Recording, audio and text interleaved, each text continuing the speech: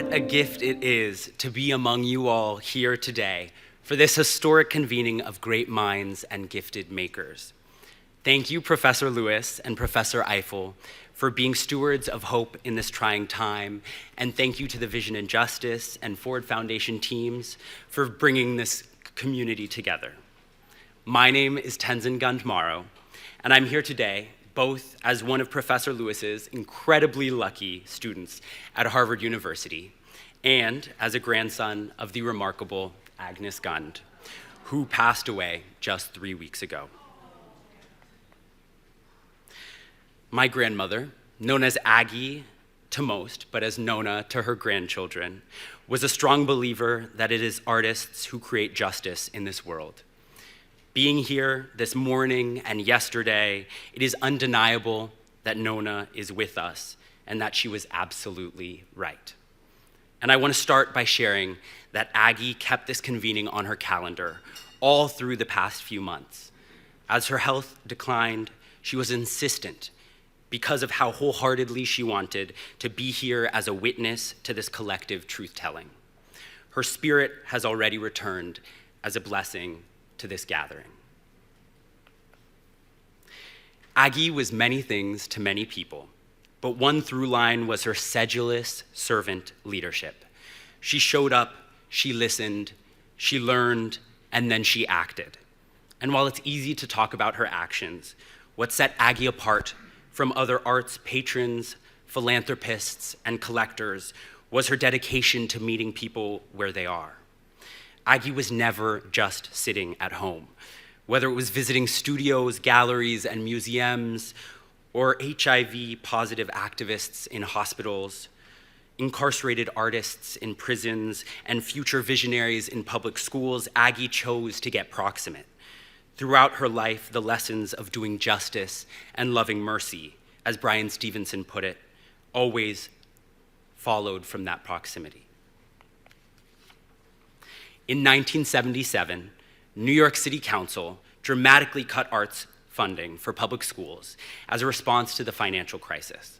Our government failed to prioritize the imagination and critical thinking of the next generation. Sound familiar? Well, Aggie immediately knew that this couldn't stand. She launched Studio in a School, funding practicing artists to teach K through 12 classes, first across this city and today throughout the country. Over 1 million children to date have received arts education through Studio in a School.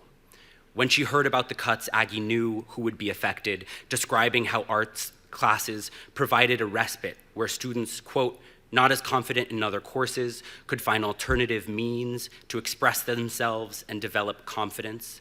Little did she know that 30 years later, her grandson would be one of those students. It was through Studio in a School arts classes at my public elementary school that I learned how to express myself and grow confident while struggling with dyslexia. Then, I was too young to truly appreciate the gift of perseverance that my grandmother was passing forward to me and to the world. So today, I can only hope that she hears me when I say, thank you, Nona. Aggie's intervention in this moment served to build up a more diverse world of artists, of teachers, and of tastemakers. She used her seat at the table of power and privilege to make room for many more.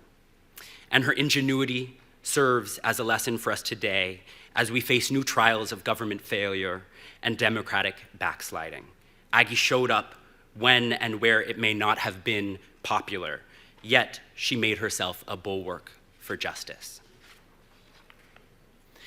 Serving as president of the Museum of Modern Art from 1991 until 2002, Aggie showed that museums are vital civic institutions. She knew that they arbitrate how we see ourselves in society and how we see others. So I came today armed with a few artworks gifted by Aggie to her beloved MoMA because they can transmit the lessons that she left for us in a way that my words alone cannot possibly capture. The first of these works is Children by William H. Johnson. Johnson was an art teacher in Harlem for the New Deal Federal Arts Project when he developed this distinctive style. He moved away from realism to capture the enduring power of a childlike gaze. 3 figures press up against the picture plane, shoulders overlapping, heads touching, an intimate and allied assembly, but the painting is insistent on the diversity of these young Black girls. Varying in skin tones, colorful garments, and demeanors, the geometric patterns are almost rhythmic, cut across by a line of almond eyes that seem both prideful and private. In 1941, I can only imagine the effect it would have had on a young Black kid to see the central figure raise her eyebrow with self-assured incredulity while gazing out at a cruel world. I can also only imagine the effect it would have had on the same child to see the joyful, smiling classmate at her side, gazing out at a world full of yet unfulfilled promises. No wonder Paul Robeson, the great activist, singer, and luminary, bought it right off of the gallery wall in Washington, D.C.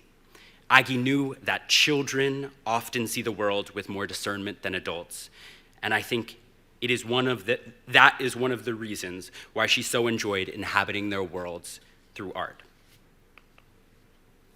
For most of Aggie's life, as a patron and collector, she has been focused on contemporary artists with whom she can learn from living practices that confront the present concerns of our time. Titus Kafar's From a Tropical Space is a perfect example. You first register what's missing. 2 Black women stand on a sun-washed sidewalk with strollers, but the children are quite literally cut out of the canvas.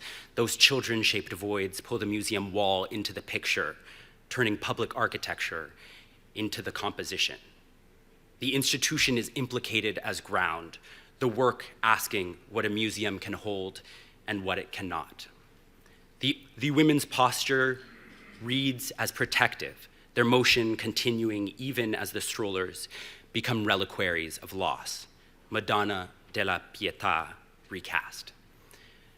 The withholding of children's likenesses functions as protection, not spectacle, and the anxious saturation turns suburbia into a surreal tropics, where the real climate is not humidity, but precarity. Aggie gifted From a Tropical Space to MoMA in honor of my mother, Catherine, who was sitting right here in the audience. They had just finished collaborating on the documentary for which you all just saw a trailer, a film about Aggie's decision to sell Roy Lichtenstein's masterpiece in order to start the Art for Justice Fund. Aggie saw that art could become a tool for ending cycles of dislocation, police violence, and mass incarceration in America, and so she acted quickly. She was eternally hopeful. And I say that not just because of her kindness and dedication, but because she truly believed that art and beauty can nurture and heal our most painful wounds. Nona said repeatedly, art and beauty will always survive, and I think she would agree with me when I say we survive because of that art and beauty in turn. Finally, Nick Cave's sound suit is the last of these works that I have for you today. The artifact is a sort of armor that both anonymizes and amplifies. Cave began this sound suit practice in response to the police brutality of Rodney King and the uprising that followed. His premise is simple but radical. If the body is seen through a symbolic lattice of race, gender, sexuality, and class, what happens when you superimpose a new physical lattice, shielding that body through abstraction? Displayed as sculpture rather than worn as garb, sound suit presents a proposal for society that does not require surveillance. The work also acts as a sort of regalia for the reclamation of discarded materials, assembled of found objects imbued with value and meaning through collection and connection. It shows how an aesthetic strategy can alter perception first, and how altered perception can open different futures for public life. This work reminds us to behold the beauty of creation. Creation not as a noun, but as a verb, meaning as a created through artistic expression. Aggie understood that art is essentially human. Art is a locus for communication and inspiration, yes, but we are the agents that make meaning of it, the artists and the viewer. We are the co-creators of our future. In her final days, Aggie had a wind of energy. My mother helped her into a wheelchair for one last time to visit all the artworks in her apartment, the stories behind each one reignited in her eyes. And she said, "I'll be back." It finally put me at ease because I realized she stands beside me every time I feel the awe of recognition and inspiration looking at a stretched canvas or brass sculpture. I have long held on to the metaphor of art as both a window and a mirror, but now I know that art is also a door. Aggie continuously invites us all to step through its threshold, carrying her courage with us as we make a more beautiful world together on the other side of imagination. Thank you.